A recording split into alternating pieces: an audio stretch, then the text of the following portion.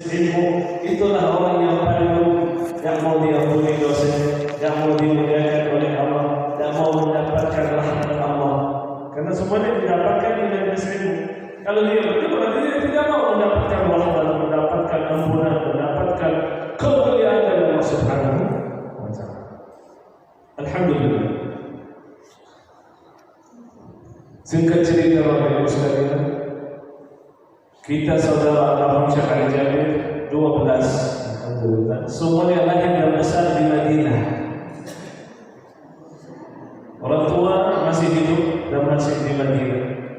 Almarhum Syekh Ali Jabir kenal kan? Dulu sering dia datang ke Indonesia silaturahmi kepada keluarga yang di Lombok. Jadi pertama kali dia datang ke Indonesia bukan tujuan dakwah, datang silaturahmi saja. Lama-lama beliau memperhatikan, Masya Allah, ternyata banyak yang belum bisa baca Quran, banyak yang belum mengerti tentang salat, tentang wudu saja, wudu. Banyak yang belum paham, banyak yang belum belajar. Makanya almarhum Syekh Ali Jabir hijrah di Indonesia, tinggalkan orang tua, tinggalkan saudaranya, tinggalkan segala-galanya di Madinah. Tujuannya satu, kata beliau, insya Allah saya berusaha akan menjadikan 1 juta penghafal Quran di Indonesia. Karena terkenal negara paling besar di dalamnya orang Muslim itu Indonesia. Negara terbesar terkenal orang Muslim di Indonesia. Tapi banyak Islam KTP. Salat aja tidak salat, apalagi baca Quran. Makanya beliau berkeluarkan dirinya, Masya Allah, sampai meninggal di Indonesia. Dan kita adik-adik beliau, insya Allah, atas izin Allah Subhanahu Wa Taala, kita berusaha untuk melanjutkan cita-cita beliau, yaitu Al-Quran. Kenapa Al-Quran? Al-Quran itulah petunjuk kepada Allah. Kalau ingin kenal sama Allah, ingin dekat dengan Allah, ingin dimuliakan oleh Allah, mau tahu jalan surga, itu adalah Al-Quran. Allah berfirman, "Faman ittaba'a hudaya fala yadhillu wa la yashqa." Yang menjadikan Quran petunjuk, kata Allah, tidak akan sesat. Kenapa banyak orang sekarang sesat? Tidak tahu jalan surga. Karena jauh dari Quran. Semakin kita jauh dari Quran, walaupun belajar ilmu hadis, walaupun belajar ilmu fikih, walaupun belajar ilmu tauhid, tapi tidak belajar Quran, tidak mengerti Quran, saya jaminkan Anda sudah sesat. Bukan kata saya, itu firman Allah. Bukan hanya sesat kata Allah, tapi ternyata juga Allah akan sempitkan hidupnya. Kalau stres, pusing, bermasalah, ya banyak orang punya harta, tapi pusing dengan hartanya. Banyak orang punya anak, tapi stres dengan anaknya. Banyak orang punya nikmat, tapi tidak mendapatkan kenikmatan hati. Sampai salah satu orang kaya datang, dia curhat kepada saya, Syekh, demi Allah saya merasa mati. Padahal orang kaya. Kenapa orang kaya merasa mati? Karena Rasulullah SAW bersabda, orang yang berzikir kepada Allah, yang membaca Quran, itu adalah orang yang hidup. Dan orang yang lain tidak berzikir kepada Allah, tidak membaca Quran, itu adalah orang yang mati. Dan kata Rasulullah SAW di hadis yang lain, manusia yang tidak ada Quran dalam hatinya, kalmaitil khalid, seperti rumah yang sudah hancur, rumah hantu yang tidak ada isinya kecuali jin, tidak ada ustaz pasti itu. Makanya subhanallah, anak muda 12 tahun, 15 tahun, 17 tahun, 20 tahun, stres sama sekarang.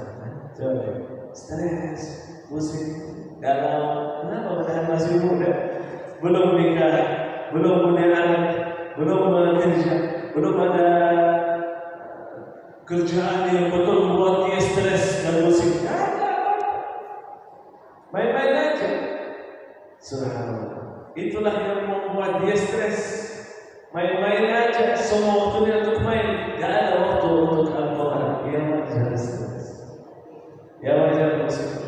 Saya sudah lihat dengan mata saya sendiri anak yang muda yang di Madinah lagi, coba tinggal di Madinah, orang Muslim, masih muda, bunuh diri. Kenapa bunuh diri? Sudah tidak sanggup hidup, sudah tidak sanggup. Karena sesuatu di dunia tidak mendapatkan, dia sudah tidak bisa. Kenapa? Karena tidak ada Quran dalam hatinya. Tapi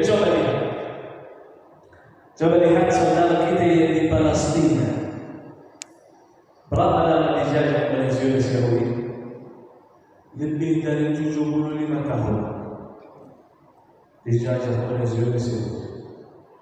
Disiksa, dibunuh, dimasukkan penjara, dihancurkan rumahnya. Selama 75 tahun itu terus.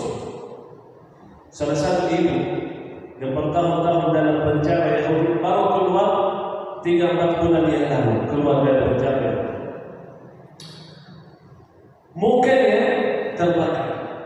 Ada di Instagram bisa. Mungkin terbakar. Dan dia angkat dua tangannya, 10 jari dipotong oleh Zionis Yahudi. Selama dalam penjara Zionis Yahudi disiksa terus bagi siang malam. Tapi dengan Allah saat ini keluar dari penjara Yahudi, dia senyum saat bertemu dengan saudara. Masih hatinya tenang. Iya betul lagi siksa, iya betul susah hidupnya, iya terbakar mukanya, iya jarinya dipotong oleh Zionis Yahudi. Masih senyum. Kenapa? Saya sudah lihat anak muda lagi di rumah sakit di Palestina, di Gaza, dan sudah kehilangan 2 kaki. Dibom oleh Zionis Yahudi rumahnya, dia selamat, tapi 2 kakinya sudah tidak ada. Dulu senang-senang naik motor, naik mobil, sendiri, main bola, jalan-jalan, sekarang tidak bisa. Tapi dengan Allah, orang yang sudah kehilangan 2 kaki senyum saat dia berada di rumah sakit. Orang makan, Pak, kenapa masih senyum? Saya heran, kenapa masih senyum? Padahal sudah tidak punya kaki. Ada orang hilang motor dia stres, jalan. Salah satu orang datang salat di masjid, pakai motor datang di masjid, habis salat keluar tak ada motor dia hilang. Kata beliau, astagfirullah, selalu saya tidak salat, baru kali ini saya salat langsung hilang motor saya. Akhirnya apa? Gak jadi lagi salat, gara-gara hilang motor. Itulah masalah. Di sana bukan motor, kaki dia yang rumahnya hancur, saudaranya meninggal. Kenapa masih senyum? Rahasianya satu, silahkan tulis di Google para penghafal Quran di Gaza, Palestina. Rata-rata di sana hafal Quran 30 juz. Anak kecil 5 tahun umurnya hafal Quran 30 juz. Apalagi yang SD, yang SMP, apalagi yang sudah tua, saya sudah lihat. Sudah tua yang penting. Lagi stop hafalan 30 juz. Sekali duduk, ngerti sekali duduk? Dia duduk di hadapan guru, stop 30 juz. Tidak ada salah. Salah satu ibu, demi Allah, ibu lagi pegang bayinya. Bayi orang melahirkan, datang ke masjid untuk stop hafalan 30 juz. Baru melahirkan anak. Kalau istri kita 3 bulan di rumah kan kemana? Itulah orang hatinya Al-Quran, tidak bisa dia jauh dari Al-Quran. Tidak bisa hidup jauh dari Al-Quran. Makanya betul rumah hancur, orang tua dibunuh, saudara dibunuh. Sekarang sudah 154 hari lebih tertutup kota Gaza, makanan minuman tidak boleh masuk. Silahkan lihat videonya, orang lapar sampai kelihatan tulangnya kelihatan.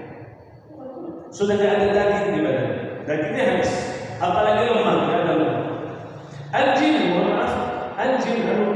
aku lihat video, anjing sudah tidak punya perut. Bulan-bulan tidak makan. Coba banyak bapak-bapak yang sudah meninggal karena kelaparan. Jadi demi Allah, masih mereka sabar, masih mereka bertahan di sana, masih mereka berjuangkan agamanya di sana, masih mereka berjuangkan Masjidil Aqsa. Padahal sudah dibolehkan untuk keluar. Boleh. Kalau mau keluar, kita keluarkan. Orang Zionis Yahudi senang kalau Palestina keluar supaya dia bisa menguasai Masjidil Aqsa. Tapi orang Palestina tidak mau keluar. Karena mereka keluar, langsung itu Masjidil Aqsa dihancurkan oleh Zionis Yahudi. Karena mereka mau bangun kuil Sulaiman. Kenapa berjuangkan? Kenapa? Allah menjelaskan dalam Al-Quran. Rasulullah, sahabat Nabi Muhammad SAW, semuanya menghadapi ujian yang sama. Quraisy saat Rasulullah masuk Islam dan sahabat, Quraisy tidak memberikan makanan dan minuman kepada sahabat selama 3 tahun. Itu terjadi di zaman Nabi. 3 tahun tidak dikasih makanan, tidak dikasih minuman, tidak dikasih baju, tidak boleh orang keluar dari tempatnya. Mereka tutupi Syekh Hashim, satu lembah namanya lembah Hashim dari Hashim, maka Hashim. 3 tahun, kata sahabat, selama 3 tahun kita makan daun dari pohon. Pernah makan daun dari pohon? Daun dari pohon. Saking tidak ada makanan. Selama 3 tahun. Sahabat Nabi disiksa oleh Quraisy. Salah satu perempuan, subhanallah, Abu Jahal siksa terus, masih dia sabar, masih dia bertahan, sampai Abu Jahal sudah marah sama dia, langsung bawa anak panah, masukkan di tempat rahim ini. Coba, dibunuh. Bagaimana mereka menghadapi? Mereka sabar. Allah menjelaskan kenapa bisa sabar. Kadzalika linuthbita bihi fuadak wa rattalnahu tartila. Begitu kita kuatkan hatimu, hati kalian dikuatkan oleh Allah dengan Al-Quran. Di ayat yang lain, alladzina amanu wa tatma'innu qulubuhum bi dzikrillah. Ala bi dzikrillah tatma'innul qulub. Dengan zikir Allah hatinya tenang. Sahabat Nabi disiksa oleh Quraisy, tapi dia tenang. Kenapa? Kata dia, iman dalam hati. Itulah rahasia. Kalau kita ingin selamat, kalau kita ingin dimuliakan Allah, kalau kita ingin hidup kita berkah, anak kita saleh salihah,